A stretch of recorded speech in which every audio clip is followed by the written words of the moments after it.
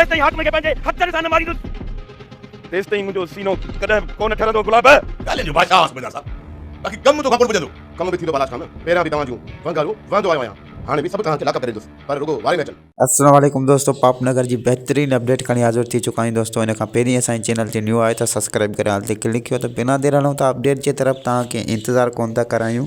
जी दोस्तों, next episode में तव्हांखे ॾिसण लाइ मिलंदो त बालाज खान सूबेदार खे चवंदो त रुगो तूं ॻाल्हियूं कंदो आहे, रुगो तूं ॾाढो वणंदो आहे, कमु तोखां पुॼे कोन थो। हाणे लॻे थो त मूंखे ॿियो को सूबेदार जेको आहे त बदिली कराए हिते रखिणो पवंदो। तंहिंजे जेको सूबेदार चवंदो त हाणे जेको आहे त तव्हांजो कमु जेको आहे त वहंदुसि बि वांगार में, ऐं जेको तव्हां चवंदो दुश्मन त हुनखे ॿधी करे लाकअप कंदुसि। ऐं इहो मुंहिंजो कमु आहे, हाणे तव्हां मूं ते छॾे ॾियो, मूंखे बदिली कराइण जो न सोचो। ऐं दोस्तों ॿिए पासे तव्हां ॾिसंदा त शेर दिल जेको आहे त जीअं त हाकिम जी गोली जेको आहे त शेर दिल जे चाचे खे लॻी हुई दोस्तों, त हाकिम खे मारण जे लाइ जेको आहे त आतो आहे शेर दिल। हाणे तव्हां ॾिसंदा हाकिम जो बुरो अंजाम। ॿिए तरफ़ जेको मुराद जेको नओं माण्हू बालाजी खान घुरायो आहे, जीअं त हमले जे थ्रू जेको हमरा बालाजी खान जो मरी वियो, त उनजो भाउ जेको आहे त ज़ाहिर थियो आहे मुराद, ऐं उनखे बि जेको आहे त शेर दिल सां मुक़ाबले में लाइ वेंदो, ऐं उनजो ऐं शेर दिल जो मुक़ाबलो बि कराए वेंदो, मुराद जो ऐं शेर दिल जो।